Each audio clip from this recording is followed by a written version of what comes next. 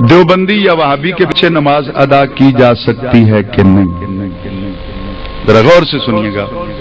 دیوبندی یا وہابی کے پیچھے نماز ادا کی جا سکتی ہے یا نہیں؟ میں سادات کے بخاری فیملی سے تعلق رکھتا ہوں. امام زین العابدین کے 36ویں خاندان میں میں اس وقت آپ کے سامنے بیٹھا ہوں.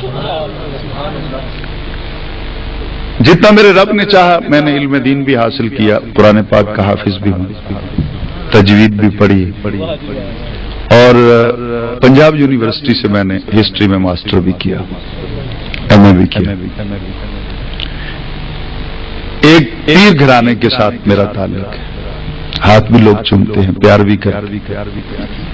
میں کسی کی ماں کو گالی دوں وہ میرا ہاتھ چومے نہیں؟ اونچی آواز سے بولا، تکڑے ہو کے بیٹھے ہیں، جٹ زمیندار لوگ بیٹھے ہیں، ذرا میری بات کا جواب دیجیے گا. اگر اس پورے مجمع میں سے کسی کی ماں کو میں گالی دوں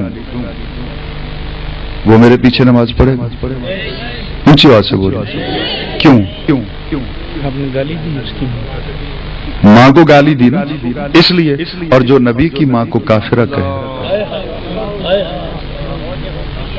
ذرا غور کیجئے گا، جو نبی کی ماں کو کافرہ کہے، آپ پھر یہ کوشچن کریں کہ اس کے پیچھے نماز ہو سکتی ہے کہ نہیں؟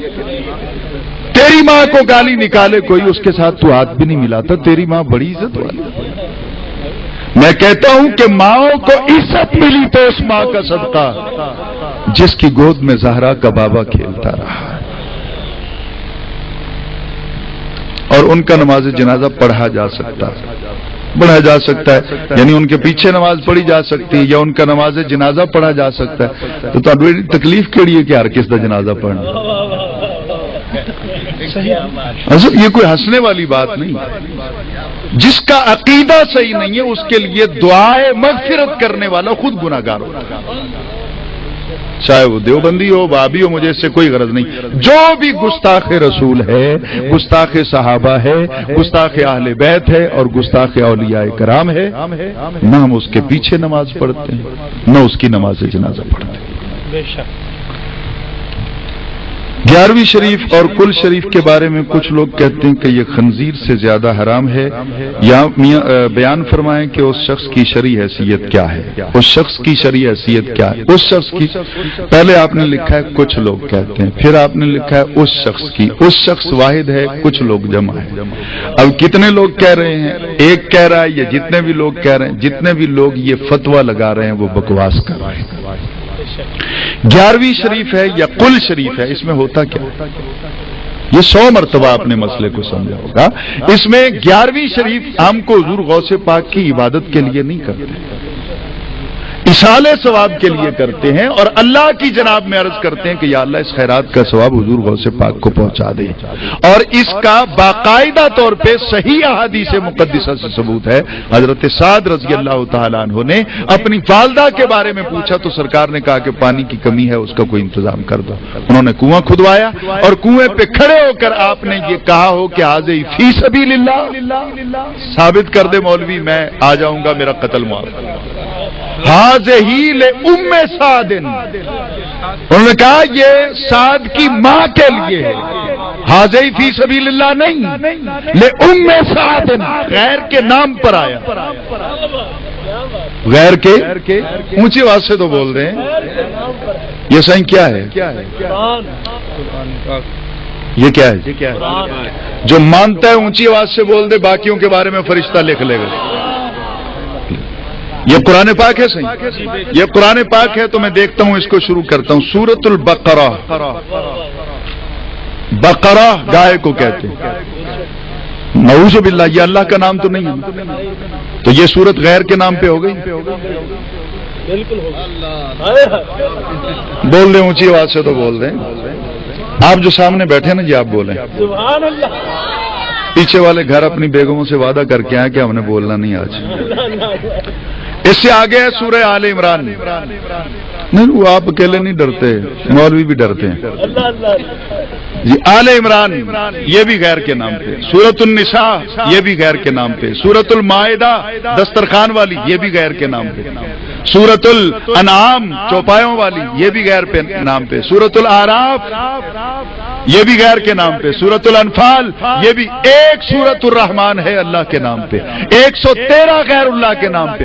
गैरत है ना तो 113 सूरतें पढ़नी छोड़ दे, सुन्नी पढ़ लिया करेंगे।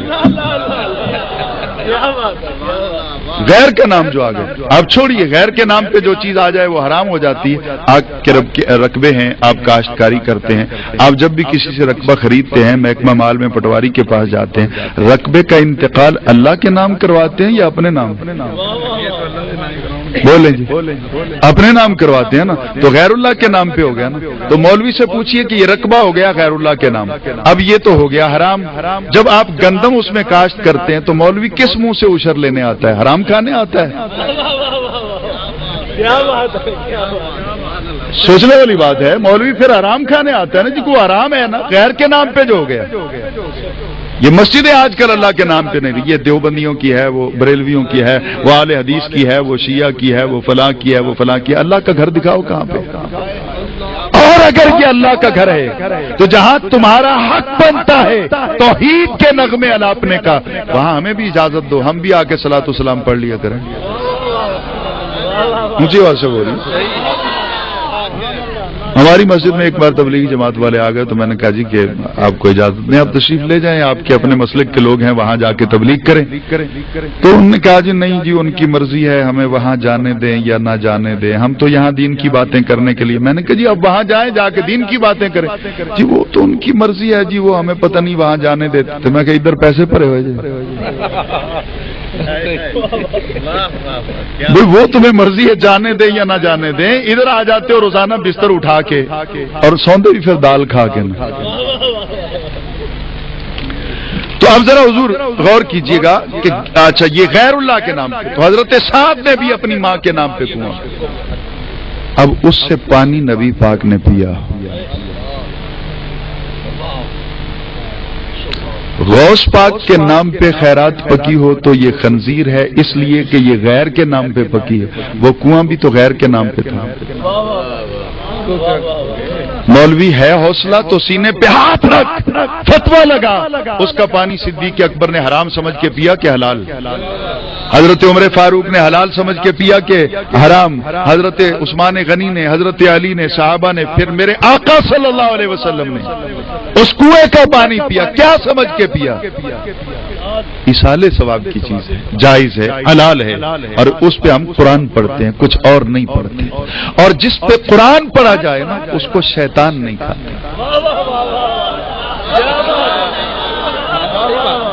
ये मैं किसी को हूट नहीं कर रहा हूं। मसनवी के अंदर मौलाना रूम रहमतुल्लाह ताला ने लिखा है कि मक्खियों से पता किया गया कि ये मक्खियां शहद किस तरह बनाती।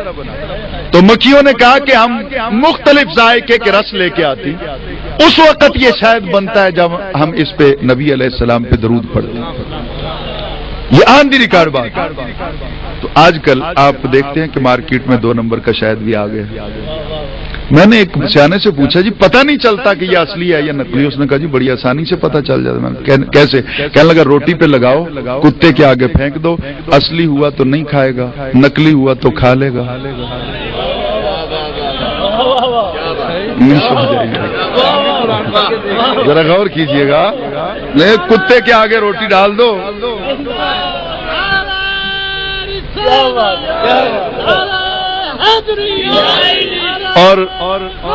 और मैंने इसको आजमाया, मेरे कई रुफका ने इसको आजमाया। मैंने एक जुमे पे ये खिताब किया और बताया, और उसके बाद कई लोगों ने, मेरे मुखालिफीन ने भी आजमाया। शहद लगा के, असली शहद जिस पे दरूद पड़ा हुआ, जिस पे दरूद पड़ा हुआ है, उस कुत्ते के आगे फेंका, कुत्ते ने उसकी तरफ मुंह भी नहीं किया। जब नकली लगा के मीठा उसके सामने फेंका, वो खा गया। तो साबित हुआ जिस पे दरूद पड़ा हो कुत्ते नहीं खाते।